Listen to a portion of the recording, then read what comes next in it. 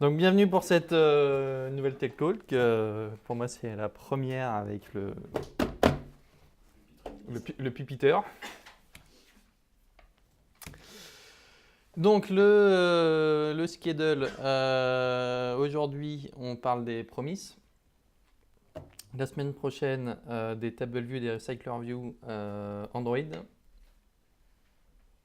En semaine suivante, je vous fais un point sur la nouvelle façon de faire des appels aux API dans iOS.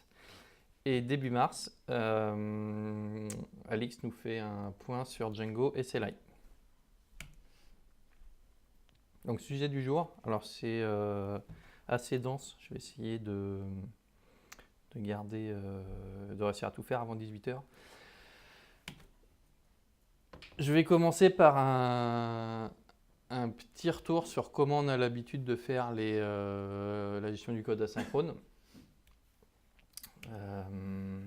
Depuis les années 80, on utilise ce qu'on appelle la délégation, du listener en Java, etc.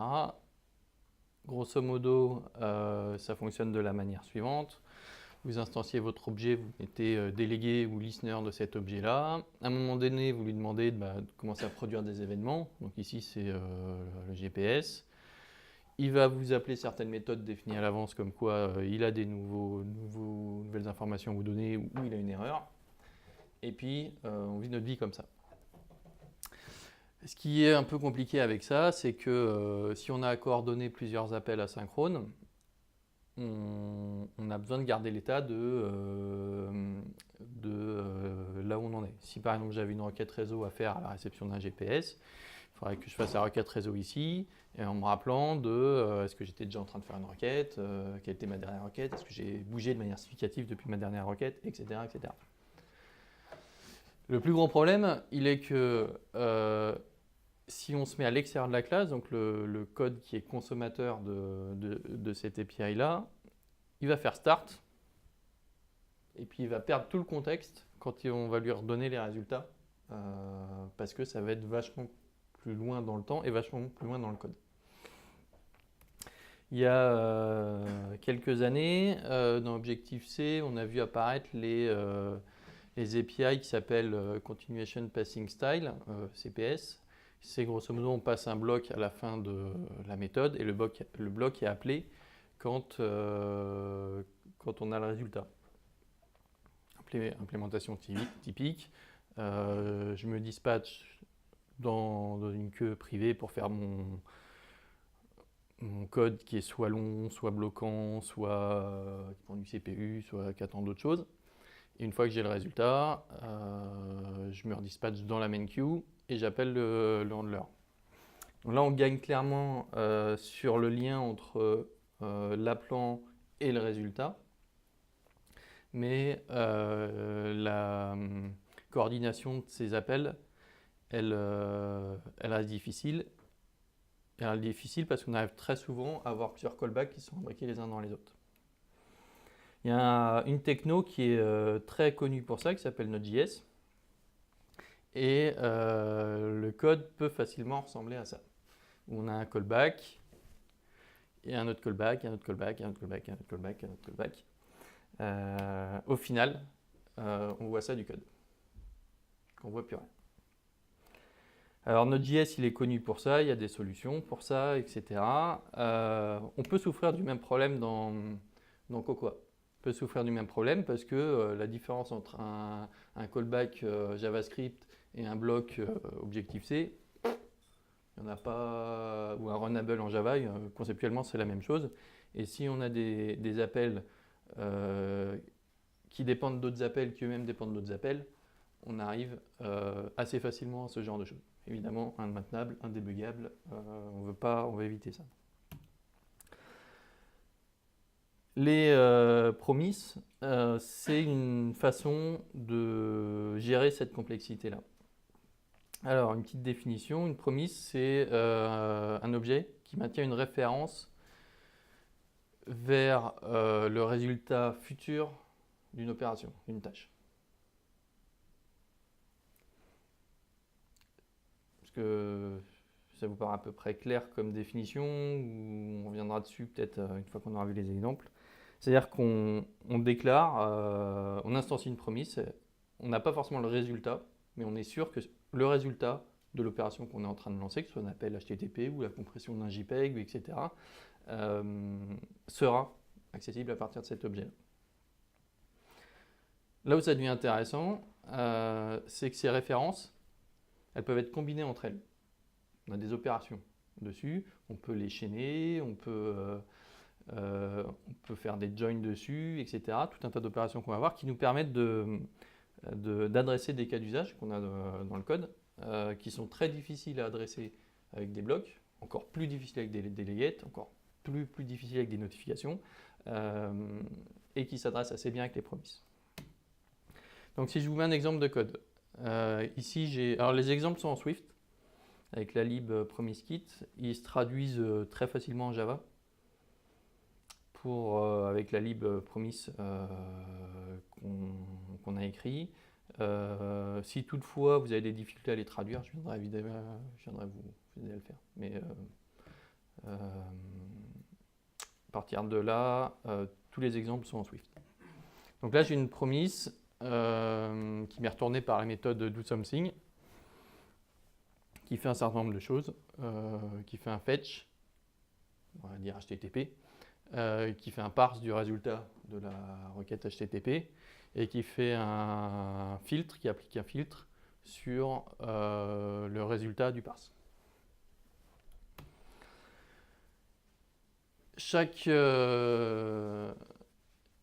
Chaque opération qui est mise dans une promise, elle peut finir de 3 manières différentes. Elle est créée à l'état pending. Donc quand on la crée, on n'a pas encore l'information sur le résultat. Elle est soit résolue dans le sens où on a un résultat, soit elle a été annulée, soit elle a été rejetée. Rejetée parce qu'il y a une erreur ou une promise dépendante qui était avant elle a échoué. Donc le fetch, on va dire qu'il est en bleu. Ça, c'est le fetch. On commence pending, on fait la requête HTTP, et puis si tout se passe bien, on passe en resolved, donc on a le contenu de la réponse. Le jaune, c'est le parse. Le jaune n'est déclenché que si celle d'avant, le fetch, était en resolved. Et même chose pour le filter qui est en vert. Le filter n'est déclenché que si le parse s'est terminé correctement. Si jamais au niveau du HTTP j'avais un cancelled, tous les autres vont passer en cancelled. Si au niveau du HTTP j'ai un rejected, toutes les autres vont passer en rejected. Petite question, si la première réussit, la deuxième est en rejected. Oui. Il se passe quoi? La deuxième en rejected, la troisième en rejected. Ouais, c'est juste celle d'après, oui. Celle d'avant, elle est terminée. Donc ce qu'il faut voir, c'est que ça, c'est des machines à état, mais très simple, parce qu'il n'y a qu'une transition possible à chaque fois. Une fois que je suis rejected, je ne peux plus passer à autre chose. On ne retourne pas en arrière. Et si la deuxième est cancel, par exemple? Oui. La troisième devient cancel aussi? La troisième devient cancel. Et la première, elle reste resolved dans ce cas-là. Le même bout de code sans les promises, il ressemble à ça. Donc, je ne sais pas quel genre de critères on peut utiliser, mais je ne sais pas si on compte le nombre de parenthèses, le nombre d'accolades, le nombre de if, le nombre de lignes, le nombre de caractères. Si je remets celui-là et celui-là juste à côté, on se rend compte qu'il y a de la complexité en plus. Là, je ne gère pas le cancel. Si la première échoue, alors j'appelle le callback qui m'était donné en paramètre. Et à chaque étape, je me pose la question de voilà, est-ce que l'étape d'avant a échoué, etc., etc. Si on oublie par exemple d'appeler un callback dans un des cas, le callback n'est jamais appelé. Et ça, c'est très difficile à voir à partir du moment où c'est compliqué. Donc ça, c'est source de bug. Source de bug, typiquement, je lance un appel asynchrone et puis j'ai jamais de réponse. La promise, elle garantit que vu que tout est modélisé dans sa machine à état, qu'on va forcément finir quelque part. Du coup, à la lecture du code, c'est plus difficile de dire que je fais un fetch, pipe, un parse, pipe, un filter. C'est moins évident. L'état à un instant T de mes 3 opérations, il n'est pas forcément facile à reconnaître, même au débugger. Parce que si je mets mon debugger ici, la stack trace, elle ne va pas être forcément très claire, pas forcément très propre. Et la sortie, il n'y a rien qui nous garantit qu'un callback va être appelé. Et deux, est-ce qu'il y a un item ou une erreur, ou aucun des deux, ou les deux, etc. Ça dépend vachement de comment on va implémenter. Le chaînage des promises, donc c'est l'opération sur les promises qu'on va voir le plus. Sur l'exemple, c'est le même exemple que tout à l'heure, il se passe ici. Donc, il y en a un ici et un ici. Ici, on a le droit de retourner un résultat de n'importe quel type. Si mon parseur il me retourne des objets de type A, ici je peux retourner des objets de type B. Et ma promise globale, elle va me retourner des objets de type B. On peut retourner des promises du type qu'on veut également. Ce qui évite d'avoir à avoir le callback L, c'est-à-dire qu'on aplatise, on sérialise les appels asynchrones en retournant les promises ici. Ici, d'extérieur, je ne suis pas capable de dire si filter il est synchrone ou asynchrone. À vrai dire, je m'en fiche un petit peu. Si retourner une promise, alors la promise globale là, qui nous est retournée attendra que la promise retournée par filter est terminée pour être terminée. J'ai une petite question. Le self.filter_result, il te retourne une promise ou il te retourne un objet de type... Il peut retourner l'un ou l'autre. S'il est synchrone, il va retourner un objet de type tableau d'item, item array. S'il est... Je parle pas de la méthode filter. Je parle vraiment de filter. Cette méthode-là. Ouais. Dans ce cas-là, c'est une promise. Sinon, sinon le retour de do something serait différent. Non. Non. Non, pas forcément. On peut retourner un tableau d'item. Ici, si self.filter retourne un tableau d'item, le return s'applique à cette closure qui est là. Ouais. Ah oui, c'est là qu'il faudra préciser. On fait promise de self.filter. dans ce cas-là. Non, en fait, c'est le zen qui retournera un objet et non pas une promise d'un objet. Si on passe en paramètre un objet qui retourne, en paramètre de zen, une closure qui retourne un objet de type A, le type de l'opération zen de cette closure, c'est une promise de type A. C'est ça, oui. Donc là, Il y a plusieurs zen différents, en fait. Oui, il y a de l'overload derrière dans l'implémentation. Il faut le préciser normalement, je pense. Non, Non, des faut fois, préciser si le... Ah bon tu changes pas le type, là, t'as pas à le préciser. Donc là, ça veut dire que... Tu changes pas le type qui est... D'accord, genre lundi. D'accord. Ok. Ah ok, ça Ça- Mais après, c'est les règles d'inférence de Swift.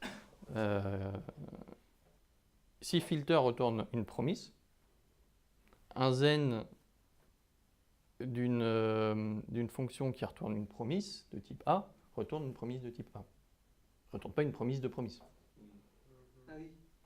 Et pourquoi ils ont donné la possibilité de retourner une promise ? Enfin, Bah, si tu veux chaîner des appels asynchrones. Si tu fais pas, si t'interdis ça, tu te retrouves à gérer des callbacks imbriqués les uns dans les autres. Et donc, tu n'as pas gagné grand-chose. Donc là, en fait, on peut déduire, si admettons que ce code compile, on peut déduire que self.filter_result, il retourne un tableau d'item, puisqu'on voit que le doSomething retourne une promise de tableau d'item. C'est ça? Self.filter, ici, il peut retourner soit un tableau d'item, soit une promise d'un tableau d'item. Ah, ouais, Juste qu'en fait, il y a deux N différents, quoi. Il y en a un qui retourne Ouais. un objet et un qui retourne une promise d'un objet. Et dans les deux cas, ça marche pas. Le Zen, il retournera la promise de l'objet. En fait, tu peux retourner l'un ou l'autre et D'accord. ça te retournera une promise de l'objet. Et du coup, self.parse, lui, il peut retourner quoi? bah, la même chose. Et en fait, c'est pas. Enfin, lui, il peut retourner un tableau d'item ou, pour être précis, si on raisonne en termes de compilo, un objet qui est compatible avec ce que filter prend en entrée.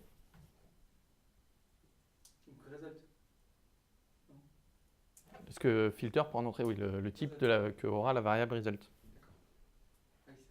Ce qui n'est pas forcément un tableau d'item. Après, dans l'exemple que je vous donne, un filter, on se dit bien que c'est la même chose en entrée et en sortie. C'est un peu l'idée du filtre, quoi.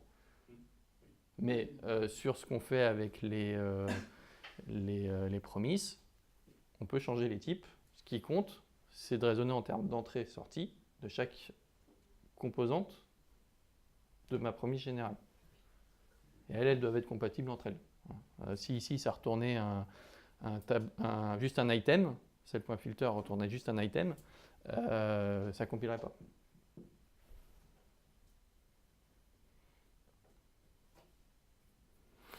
Donc, le Zen, il peut retourner un result de n'importe quel type, on peut retourner une promise de n'importe quel type, et peut lui une erreur. Avec un throw, un throw error en Swift et un throw error en Java. Il n'y a rien de. Voilà, le truc habituel, quoi.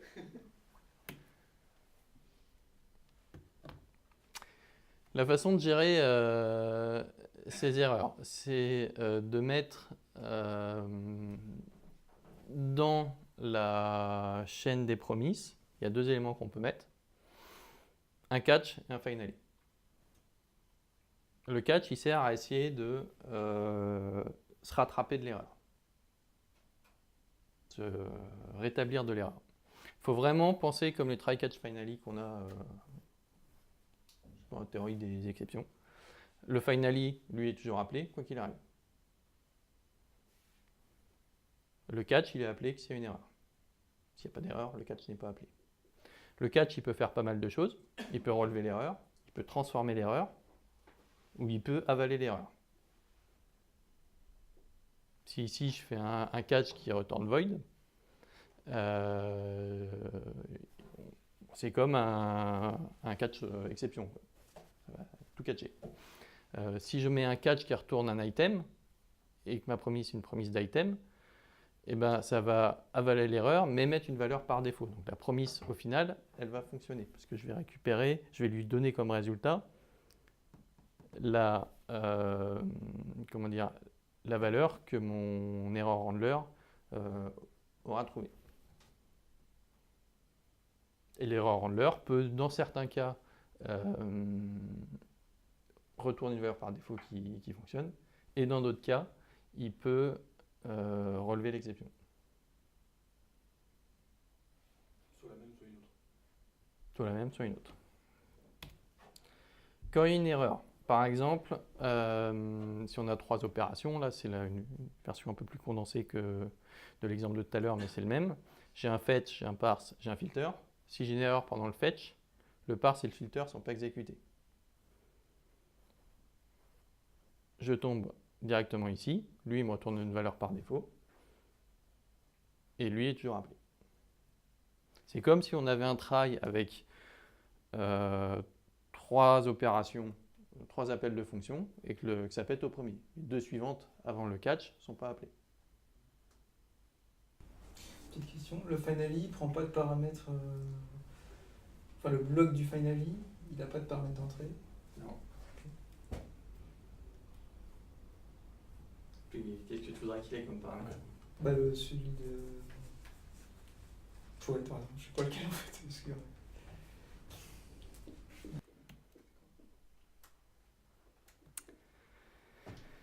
On peut canceller les promises. Donc quand vous faites un appel HTTP, par exemple, ça va venir couper la socket. Si vous êtes parti dans la partie, dans le parsing et tout, ça va probablement rien faire, ça va juste pas appeler les callbacks. Pour la couche HTTP, ça va couper la socket ou attendre que la requête soit terminée et ne pas appeler les callbacks? Alors ça va dépendre de la lib HTTP que tu vas utiliser, du mining que tu as avec les promises. Dans le cas Java et notre lib promise qui utilise HTTP, HTTP 3, on cancel, on coupe la socket. Ça dépend de l'implémentation. Et sur iOS? Sur iOS, les promises qui sont avec GTM session fetcher, je crois que c'est le callback qui n'est pas appelé avec les promises, je ne sais plus. Mais en fait, ça ne change pas grand-chose. Il y a des impacts à la marge, mais c'est par exemple si tu étais en train d'uploader un fichier, tu aimerais bien que la socket soit coupée. Mais la notion de cancel, elle est vraiment à la marge, quoi. Normalement, quand tu as fait l'upload, tu as démarré l'upload, tu vas te dire que tu vas aller jusqu'au bout, quoi. Donc quand on cancel une promise, le catch, le bloc catch n'est pas appelé. Alors, par défaut, il n'est pas appelé. On considère qu'il n'est jamais appelé. Et c'est le always, le finally, enfin le always, j'ai appelé finally, mais c'est le always, qui est appelé. Pour canceller une promise, j'ai ma promise et je la cancelle. A-t-on possibilité de savoir si la promise a été cancellée? Oui, il y a du isCancel, chacun des états qu'on a vu tout à l'heure, il y a un accesseur pour savoir si on a un résultat, si on a une erreur, etc. Il y a pas possibilité qu'on cancel après qu'il soit tombé dans le catch? Non, c'est pas possible ça. C'est déjà fait, il est déjà en état, comment dire, il a atteint un des 3 états à ce niveau-là. Tu fais un cancel dans le catch? Non, un cancel, mais plus tard, enfin pas juste après l'appel à la méthode. Il n'y a pas de... De toute façon, si t'es dans le catch, t'es en erreur. Si t'essaies de canceller une promise qui est déjà résolue, c'est ça? Ouais, en gros. Ça, c'est pas quelque chose de très légal. Je ne saurais pas te dire ce que les libs font, mais généralement, avant de la canceller, il faut s'assurer qu'elle est encore en cours. Puis là, on vaut mieux pas. Je crois qu'en iOS, il y a un assert qui aura lieu si tu essayes de changer un état Il y a des chances. alors qu'il a déjà passé l'état final. IMS, Je crois. c'est dangereux. Non, c'est une programming error. Vaut mieux que tu t'en aperçoives, je pense. Donc il faut que tu checkes avant de la canceller si elle est pas déjà. Un is fulfilled ou un is je sais pas quoi là. Mais bon, le cancel, le seul truc qu'il y a à se rappeler, c'est que le catch n'est pas appelé. C'est que le always est appelé. Vous en ferez pas énormément des cancels. Donc, Possiblement dans des reviews de cellules.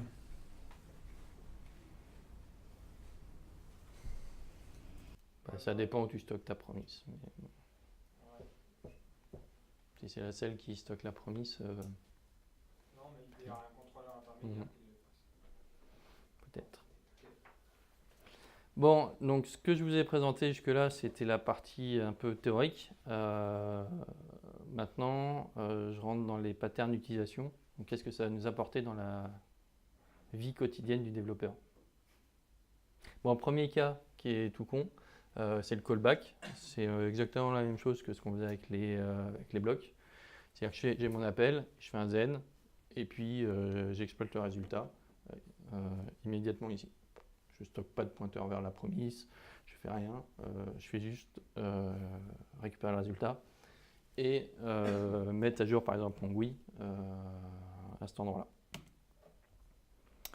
Une version un peu plus réaliste, elle serait comme ça, c'est-à-dire que je démarre un Activity Indicator avant de faire mon appel, je fetch mon user, si ça marche, je m'ajoute mon GUI, si ça ne marche pas, j'indique à mon user qu'il y a une erreur, et dans tous les cas, j'arrête l'Activity Indicator. Là, ce qu'on a, c'est que c'est assez clair de savoir quel cas qui marche, quel cas qui ne marche pas, et puis le cas commun. Ce qui marche et ce qui ne marche pas. On l'a peut-être pas dit, mais on est sûr que le code dans les blocs, là, il est exécuté par le main thread. Par défaut, oui.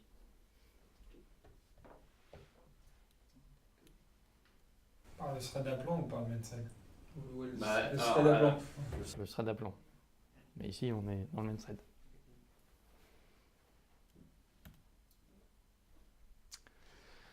Deuxième pattern. Donc là, c'est un pattern de composition. C'est je vais transformer mon résultat avant de le retourner à mon appelant, de manière à lui donner un objet qui lui parle plus. Donc, par exemple, j'ai une classe type API dont une méthode c'est fetchUser. Ça fait un get HTTP qui retourne du JSON. Mais je ne vais pas retourner JSON à mes utilisateurs de cette classe. Je vais le transformer à cet endroit-là. Donc là, on est typiquement dans une première promise à ce niveau-là qui retourne un type, par exemple, là c'est promise de JSON, et ce JSON, je le transforme en une promise de user par un zen de transformation. S'il y a une erreur HTTP à ce moment-là, je ne vais pas exécuter le zen, et l'erreur va se propager à l'appelant. Et si l'appelant, c'est un truc comme ça, ce qu'on avait juste avant, on va tomber dans le cas où on veut gérer l'erreur. On affichera une erreur HTTP, blablabla. Un qui est un peu plus intéressant, c'est comment gérer le cas où il y a une erreur réseau et retourner un résultat de la base locale plutôt que d'échouer lamentablement en disant il n'y a pas de raison. J'ai toujours la même classe sous forme d'API, qui représente mon API. Je fais mon get HTTP, je récupère mon JSON. Si j'ai mon JSON, je fabrique mon user à partir du JSON. Bon, jusque-là, c'est basique. Si j'ai une erreur HTTP au niveau du get, par exemple le type network error indiquant un problème de connectivité ou j'arrive pas à me connecter au serveur, c'est le cas qu'on veut adresser. Alors, je retourne un user que j'ai mis en cache quelque part. Peut-être la dernière fois dont je m'étais servi de l'application ou je suis capable de reconstruire localement. De cette manière, l'utilisateur de la méthode fetchUser, lui, n'a pas à se poser la question de comment gérer cette erreur réseau. Dans du code de production, on aura un paramètre optionnel, c'est la cache policy, qui serait soit de type always remote, soit de type remote zen local. Zen quoi du coup? Zen local. Et s'il n'y a pas du coup, S'il n'y a pas, c'est ce cas-là. Ah, il manque un if. Ah non, s'il n'y a pas de cache user, oui, bah tu relèves l'erreur, quoi. Ouais, d'accord, on mettrait la même. On mettra la même. J'ai essayé de simplifier les exemples. Pour voir ce qui serait l'usage de faire. Mais ce qu'on gagne là, c'est que le consommateur de l'API ne se pose pas trop la question de la mécanique. C'est pas lui qui va aller chercher la donnée. Et le code est plutôt clair sur comment je gère ça.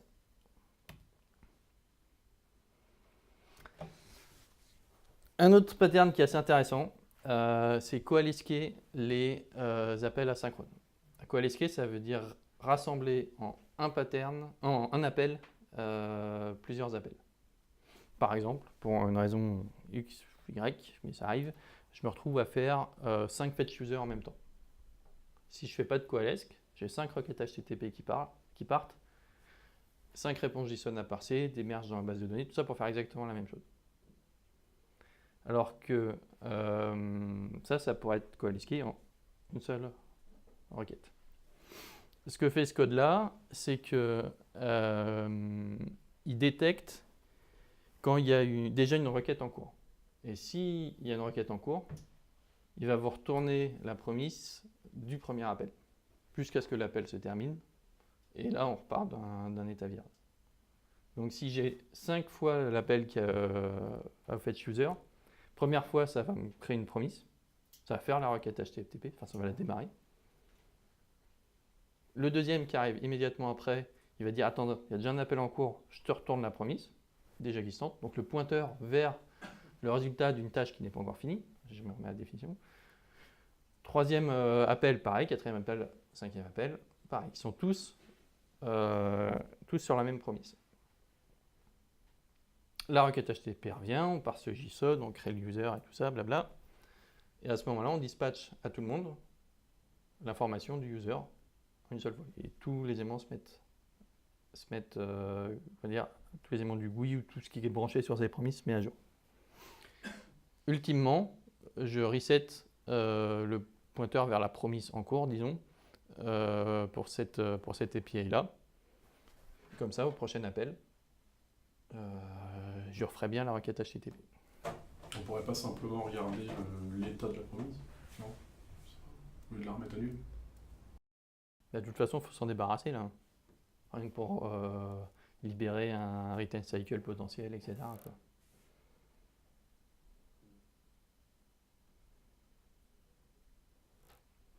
Si j'appelle 2 fois fetch user, donc j'ai 2 pointeurs vers des promises, P1, P2, c'est les mêmes adresses mémoire.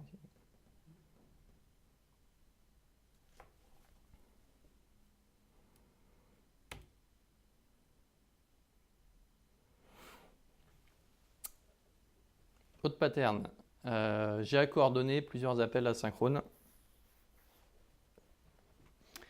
Le cas d'usage, c'est que j'ai une méthode sync qui doit fetcher le user, fetcher ses amis, qui prend en paramètre le user, hein, et fetcher ses likes. On prend un exemple d'un réseau social. La première possibilité, c'est moi je fetch le user, puis je chaîne avec un fetch friends et je chaîne avec un fetch likes. Ça, et puis je retourne as void parce que je m'en fiche du contenu du résultat. Je veux juste savoir si ça a marché ou si ça n'a pas marché. Ça, c'est déjà pas mal par rapport à ce qu'on fait avec sans les promises. C'est déjà assez en termes d'écriture, c'est assez lisible. Par contre, on fait requête 1, puis requête 2, puis requête 3. Alors que ce qu'on voudrait faire, c'est plus un truc comme ça, où je fetch le user, et quand j'ai le user qui est ici, je fetch les friends, j'ai oublié de le repasser en paramètre là, mais bon, je fetch les friends, en même temps je fetch les likes. Et quand les deux ont terminé, alors ma promise est terminée. Donc ce qui amène en généralisation de ce pattern-là à imaginer les promises comme un graphe d'appel asynchrone. J'en ai une première promise, quand elle a terminé, j'en fais 2 autres, 3 autres, etc. Et quand ces 3 autres sont terminés, alors j'en fais encore une qui avait besoin de l'appel des autres. Et là, on est à peu près optimal en termes d'asynchronisme, si ce graphe est fait avec un minimum de soin, parce que ces deux opérations ici, doub et douc, sont faites de manière complètement parallèle. Et le code reste plutôt lisible, plutôt simple. Il n'y a pas d'état qui est partagé entre les promises. Il n'y a pas d'espèce de coordinateur de je ne sais pas quoi. Hein, c'est juste du chaînage juste une application des différents principes qu'on a vus en début de présentation, du chaînage. Gestion d'erreur, si doux A foire, et ben tout s'arrête. Si doub B foire, on a le choix quand on appelle le when de ce qu'on fait. Est-ce que je considère que le when échoue quand il y en a une ou toutes qui échouent? Ça, c'est les paramètres qu'on peut mettre, ou qu'une. Il y a des... C'est en plus de full field, on peut donc passer ces paramètres de Ouais. policy. D'accord. Et on peut prendre le choix dynamiquement, c'est-à-dire en live. En fait, c'est au lieu de mettre full field, tu mets autre chose là. Resolved ou je sais plus quoi. Il y a deux. La plupart du temps, tu voudras full field. Tu veux faire D quand B et C ont réussi, quoi. Full field, c'est réussi. Évidemment, ici, je dis une promise, mais comme on a vu avant, une promise peut en composer plusieurs. Peut-être que le doubé, il fait un truc de ce style-là, avec un fetch remote ou un fetch distant, parce que tu considères que si tu l'as en fetch local, pardon, si tu l'as en local, c'est bon. Donc c'est vraiment de la composition de briques et un espèce de pattern récursif qui fait qu'une composition de promise est une promise. Le tout dans un graphe et qui nous permet de coordonner des appels réseau multiples sans se prendre trop la tête. On faisait la comparaison tout à l'heure avec les promises de Java. Oui. On a la même capacité. Le when, là, Ouais. Ouais. s'il n'y est pas, il faudra qu'il y soit. D'accord. Donc vu que c'est une lib qu'on maintient, il faudra se le cogner. Juste le recover qui est différent. Il y a un recover spécifique au lieu du catch qui gère les tokens. C'est juste ça. D'accord. Mais peut-être qu'il faut pas, enfin, il faut que les deux s'appellent de la même manière, quoi. Peut-être. Je sais pas. Donc pour finir, les cas où ça s'applique pas. Donc les promises, c'est un espèce de pipe d'appel asynchrone, mais c'est du push, c'est-à-dire que c'est le premier appel qui va pousser son résultat vers le deuxième, vers le troisième, etc. Et ça marche pour un appel. Si c'est une série d'événements, par exemple une localisation du GPS, si j'ai si je mets une promise sur le CL Location Manager en iOS, elle va être resolved à la première localisation qui me retourne. À la deuxième localisation qui me retourne, parce que je me suis déplacé, je ne peux pas refaire passer ma promise de l'état fulfilled vers le re-état fulfilled. Donc, ça va dire le CL Location Manager devrait s'arrêter à ce moment-là. Si on veut gérer un flux d'événements, par exemple un utilisateur qui est en train de se déplacer et recevoir ses localisations au fil de l'eau, faut utiliser d'autres patterns. Peut-être du RX, peut-être de la délégation, peut-être des notifications, peut-être du pattern observer, etc. Mais pas des promises. Promises, c'est du one-shot. J'ai une opération que je démarre et tout un tas de choses qui se passent après, mais c'est une task, c'est pas du continu. Si c'est du code fondamentalement synchrone, vaut mieux utiliser du threading. Par exemple, si c'est juste, je sais pas, compresser 10 fichiers, on va pas faire 10 promises qui compressent un fichier. On va plutôt faire comment dire, une NS opération qui va faire l'opération dans une NS operation queue, quoi. Donc les trucs de base du threading. Pourquoi ça en fait Je comprends pas pourquoi on n'utiliserait pas du coup les promises dans ce cas-là. Parce que les promises te servent plus à coordonner qu'à faire. Et quand tu as à faire du boulot synchrone, mais pas dans le même thread, ta problématique, c'est le thread dans lequel ça se passe. Et c'est pas trop la coordination.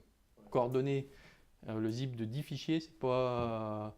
Enfin, si tu me fais 10 promises qui chacune doivent gérer leur thread, parce qu'il ne faut pas que ça bloque le même thread, etc., ça marchera, hein.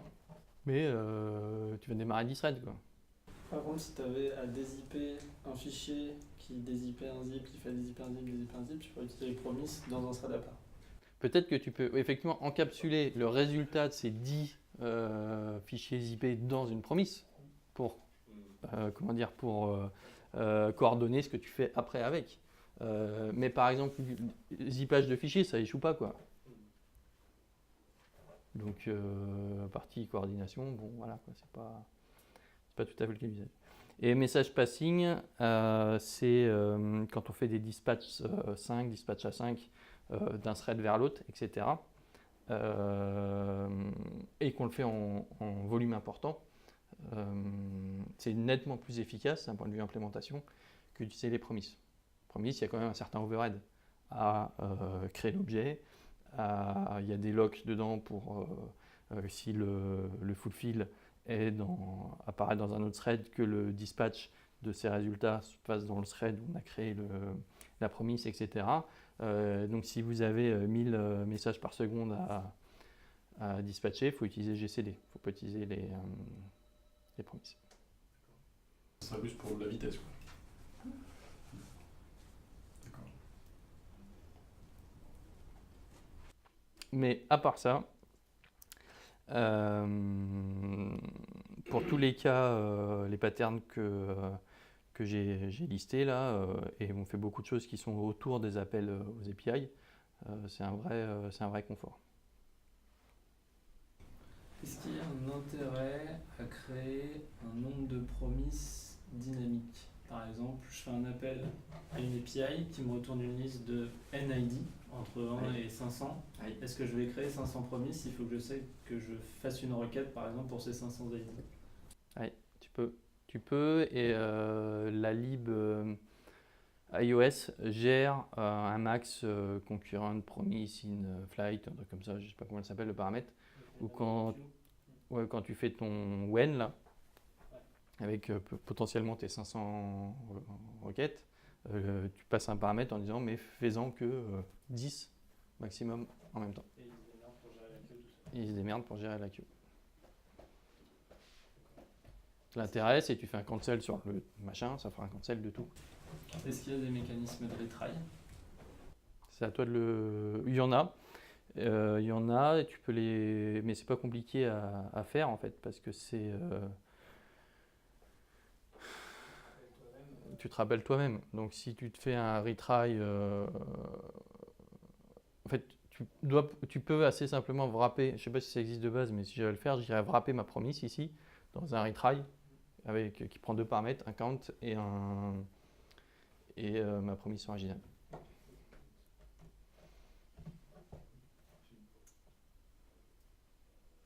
Il y a tout un tas de choses qu'on peut venir inférer là-dedans.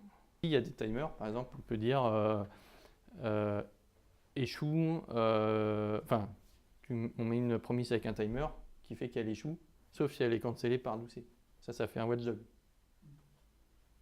C'est-à-dire que je démarre doucet, mais si elle n'a pas terminé en, 20 secondes, Doubé va échouer, et lui va échouer, et tout va échouer. Sauf si lui termine et qui fait un cancel sur le timer qui est là. Donc ça, c'est de la composition. Voilà. Retenez composition sur les promises, et après, c'est imaginer le bon Lego par rapport aux besoins qu'on a, quoi.